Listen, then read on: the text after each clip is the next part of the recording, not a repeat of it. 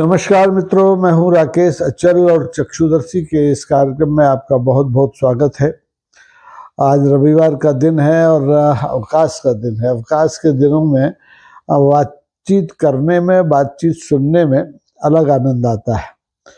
तो आज दरअसल मेरे पास भी कोई मुद्दा नहीं है, जैसे कि भारतीय जनता पार्टी के पास कोई मुद्दा नहीं है। कांग्रेस के पास जो मुद्दे हैं वो पुराने मुद्दे हैं और वो कामयाब नहीं हो रहे हैं, लेकिन सुर्खियां लगातार बनी हुई हैं।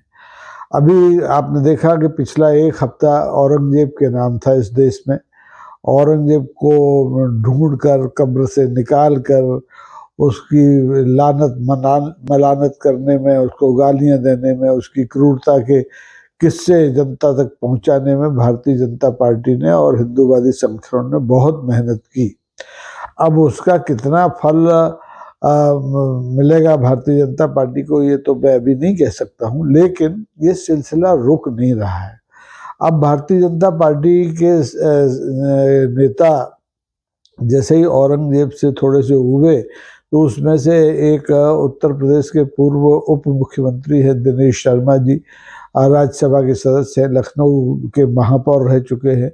वो तुगलक को ढूंढ लाए। अब तुगलक का तो पूरा वंश है जिसने कि हिंदुस्तान पर शासन किया, गयासुद्दीन तुगलक से लेकर के, और ढेरों तुगलक हुए हैं।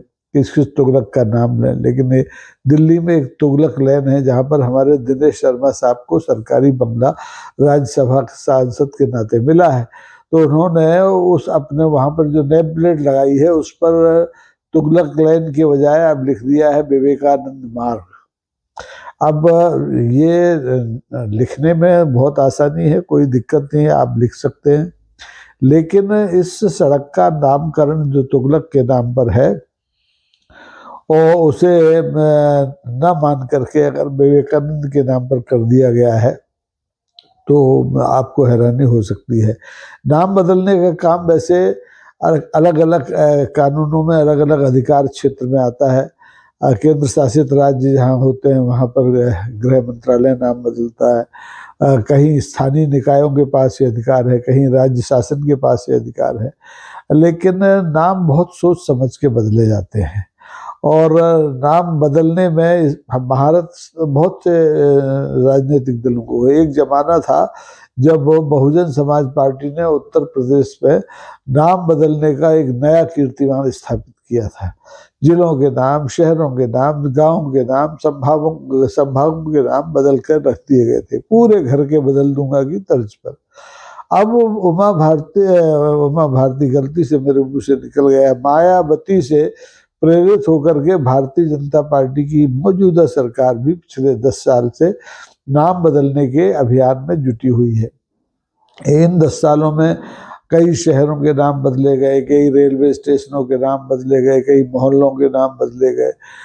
तो यह सिलसिला जारी है और नाम बदलने में कुछ पैसा लगता नहीं, इसके लिए कोई आपको अलग से बजट आवंटन करना नहीं पड़ता है। पुराने जो बोर्ड होते हैं बस उन्हें रंगने पोतने का और कागजों में जो सरकारी कागज इस्तेमाल होते हैं उनकी छपाई का खर्चा आता है, तो वो अपने आप लोग वहन कर लेते हैं। राज्य सरकारों के पास इतना पैसा तो होता ही है, उधार का सिंदूर होती है राज्य सरकारें, तो जितना भी अपना कामकाज है कोई अपनी आमदनी से तो चलाती नहीं है। वो केंद्र का अनुदान है थोड़ा बहुत जो कमा लेती हैं आबकारी से, परिवहन से और दूसरे मदों से, उससे। तो सवाल वो नहीं है, सवाल ये है कि ये आखिर नाम बदलने का सिलसिला थमेगा कब, या ये ऐसे ही चलता रहेगा। अब मुगल तो हिंदुस्तान में 400 साल करीब राज किए। 16वीं शताब्दी मतलब 1535 के आसपास आए और 18वीं शताब्दी के प्रारंभ और 17वीं शताब्दी के अंत में उनका राजकाज समाप्त होता है, फिर अंग्रेज आते हैं। तो अभी मुगलों के नाम पर इस देश में कितने मोहल्ले, कितने गांव, कितने जिले, कितने मजरे, कितने टोले बने हैं, और फिर दिल्ली में तो लेन बनी हुई है। मतलब शायद ही ऐसा कोई इलाका हो जहाँ पर कि मुगलों के नाम पर लेन ना हो। और ये जो नाम जो रखे गए, ये कब रखे गए ये जानना बहुत जरूरी है।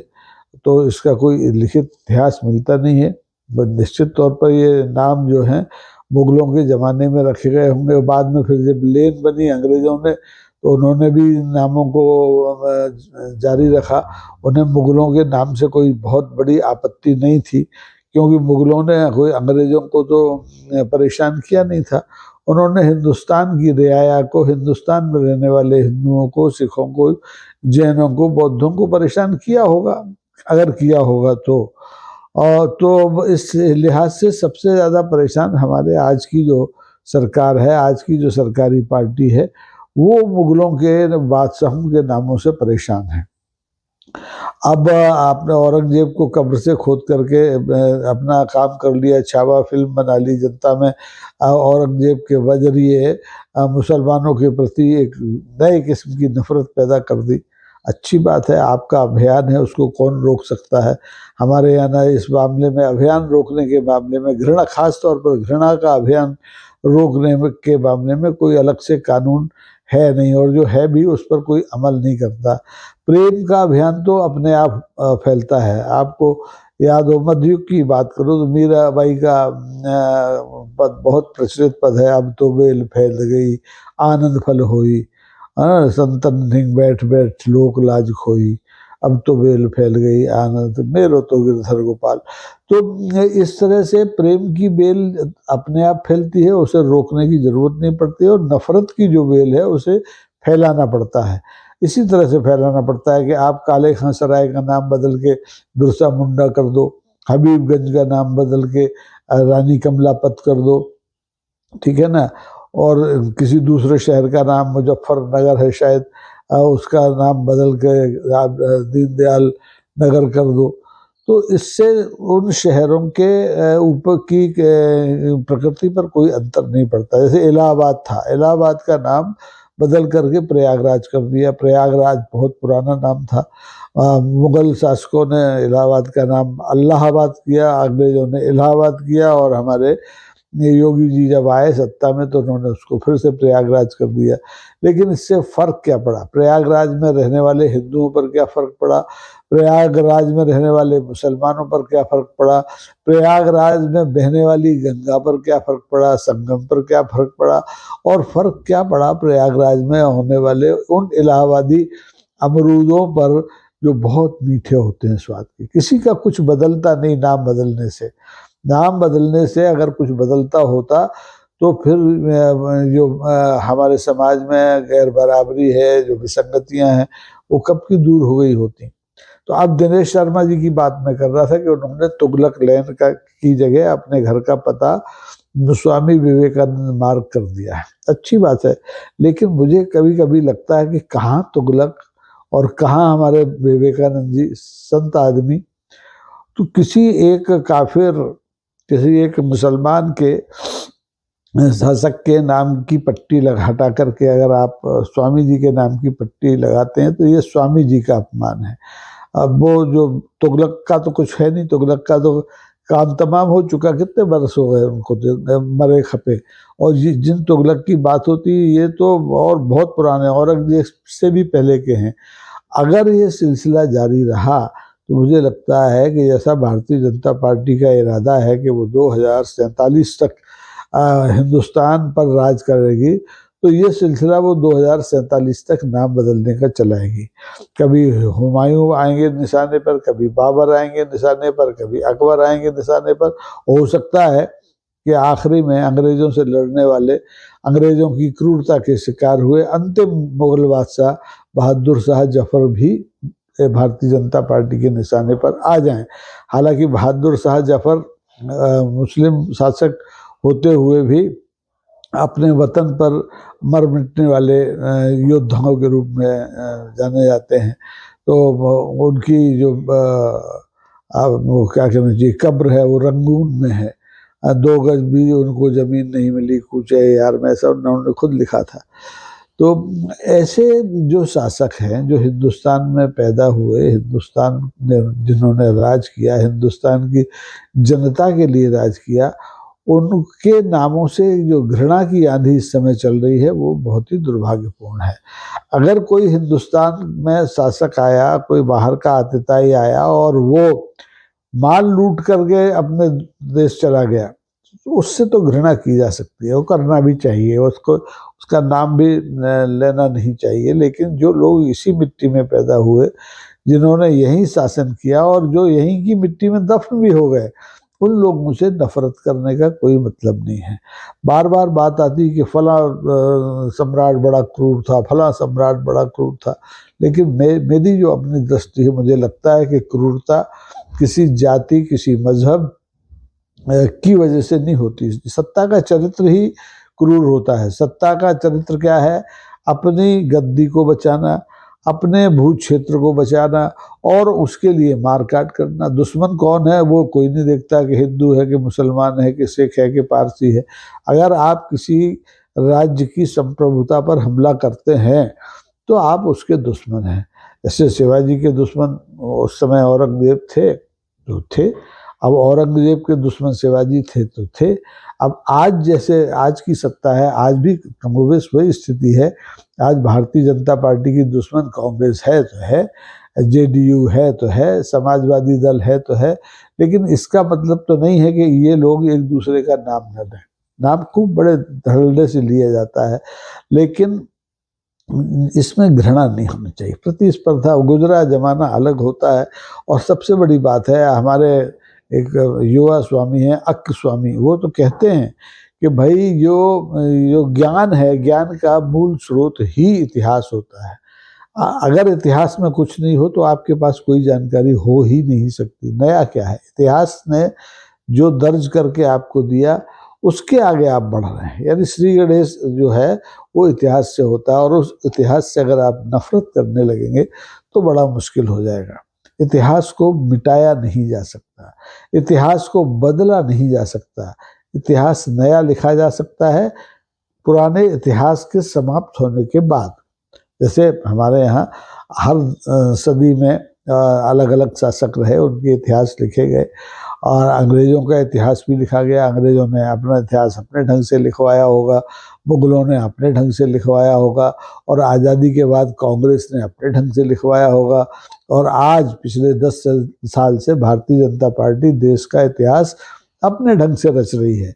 लेकिन इसमें मुझे तो कोई आपत्ति नहीं है। आपत्ति सिर्फ इतनी है कि ये जो नाम बदलने का सिलसिला है, जगहों के, लेनों के, शहरों के, स्टेशनों के, तालाबों के, ये सिलसिला बंद होना चाहिए। क्योंकि ये एक तरह से घृणा का परिचायक है।